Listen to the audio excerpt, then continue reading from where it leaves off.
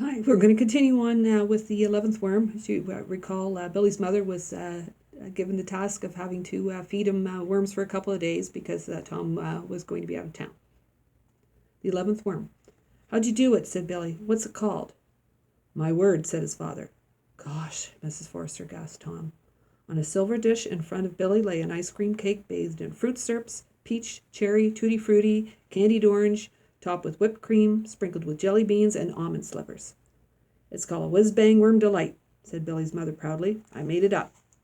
Is the worm really in there? Said Billy, poking around with a spoon. And then, scraping away a bit of whipped cream at one end, he glimpsed at the worm's snout protruding from the center of the cake. Snug as a bug in a rug, said his mother. I still wouldn't eat a worm, said Emily, eyeing the whiz-bang worm delight with envious distaste.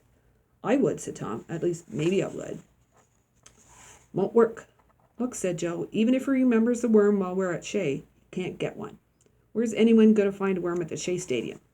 Don't worry. We'll say you've won. We'll find a worm after we get home. And we keep right on stuffing them. Peanuts, hot dogs, hamburgers, Cracker Jack, ice cream, orange soda, gum, Mars bars. You know how he loves to eat. You ever see him refuse something to eat? By the time we start home, he'll be bloated, drowsy, belching. Remember that last time when his father took us? He was asleep by the time we hit Peekskill. Your father will carry him in from the car. His mother and father will put him to bed. Next morning he'll wake up. Too late. You've won. 15 worms in 15 days. He missed a day. Admirals Nagumo and Kusaka on the bridge of the Ikean, December 6, 1941. That's the title of this chapter. Alan gnawed at his thumbnail. What about Tom? We'll ask him along and then just not pick him up. We can tell your father and Billy that Tom's mother called, he was sick, his grandmother died, anything, just so we don't have to bring him with us. Alan sighed. Geez, it'll probably cost me $8 just to buy you all that food. Cracker Jack, hamburgers. Yeah, but it'll cost you $50 if he wins. Yeah, but, oh geez, how'd I ever get into this if my father finds out? Alan slumped on the porch steps, gazing down at his sneakers, gnawing his thumbnail. Come on, said Joe, slapping him on the shoulder. Cheer up. You haven't lost yet. Go ask your father. Think Alan really meant it when he said he'd given up? Asked Billy, turning down the flame under the frying pan. He was cooking a toasted cheese and worm sandwich. I don't know, said Tom, looking in the refrigerator. I suppose so. He asked us to the Mets game. Say, is that chocolate pudding? Yeah, but don't take any. It's for supper. I could just scrape some off the top, and then you could tell your mother it fell upside down on the floor by mistake while you were getting the cheese out. So you scraped the dirty part off into the garbage. Well, said Billy doubtfully. Thomas Grout, said Billy's mother, coming in from the hall. I'm surprised at you. We're in the 12th worm. As Mrs. Forster, I would really have done it.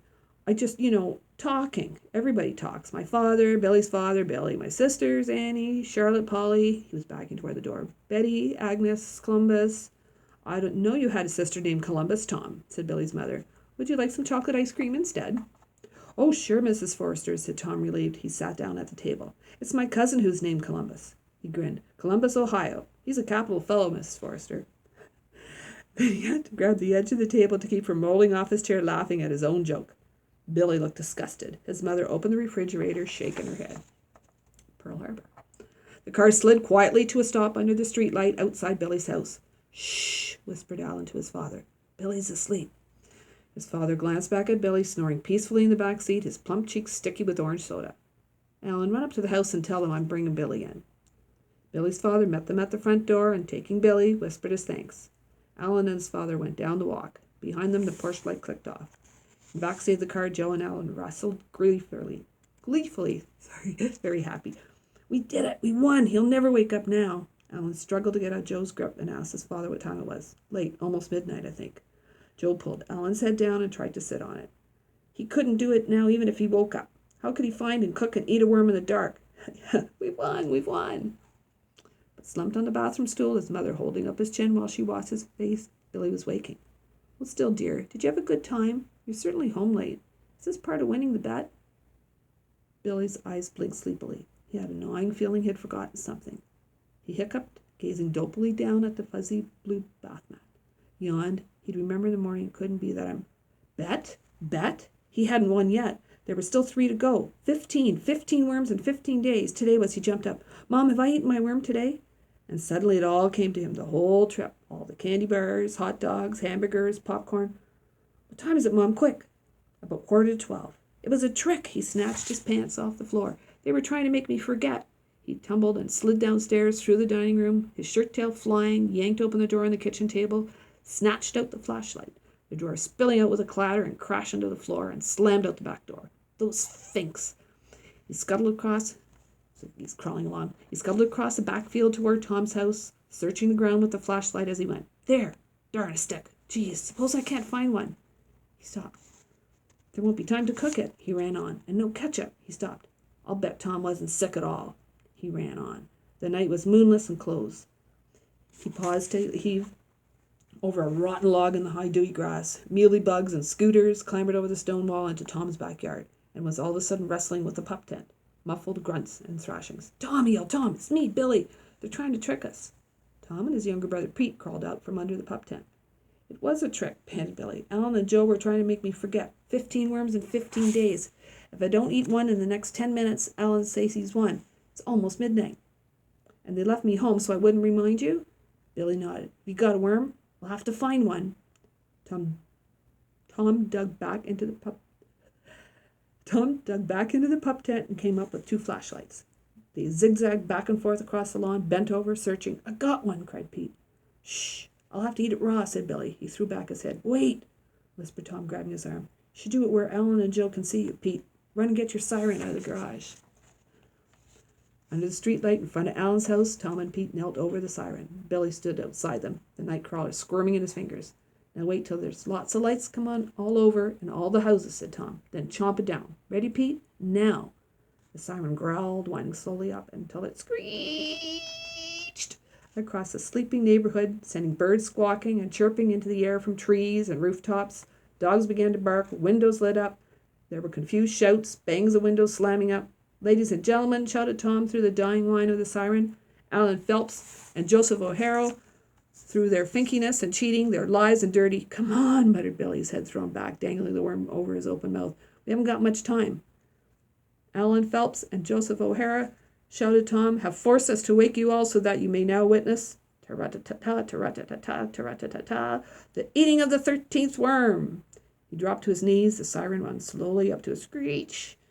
Billy dropped the crawler into his mouth and chewed furiously. His eyes closed, fell to his knees, still chewing, his face turning beet red, toppled over on his side, still chewing, rolled and writhed about the sidewalk, clutching his stomach, still chewing.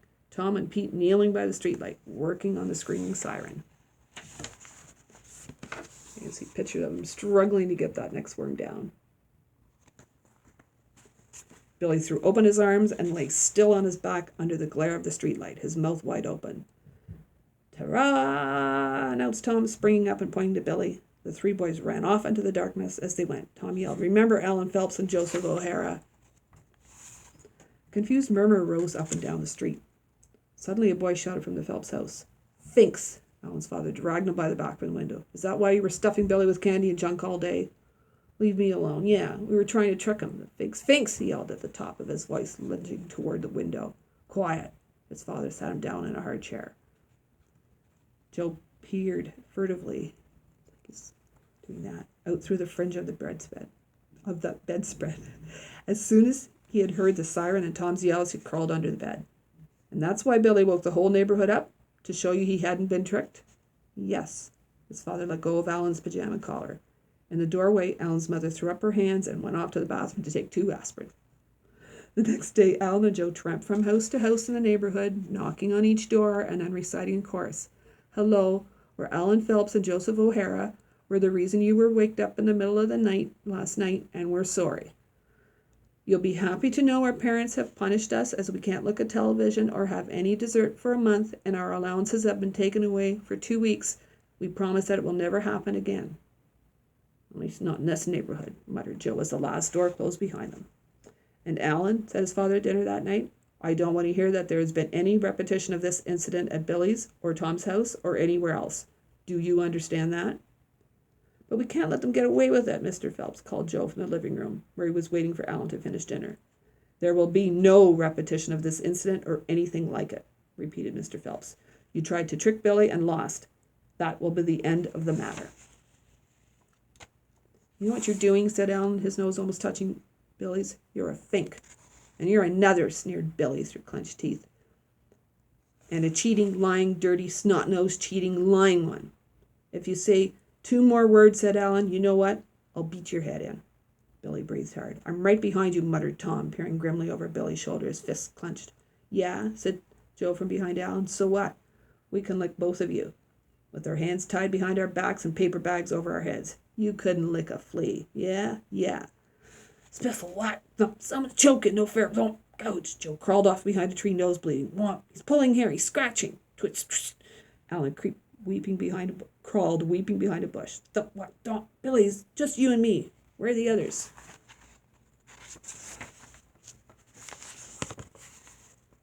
You see a picture of them fighting. Tom and Billy untangled and sat up, bruised, scratched, dusty, shirts torn, hair all messed up. Tom's nose was bleeding and Billy's shoe had come off. Yeah, sassed Al and Joe from behind the tree.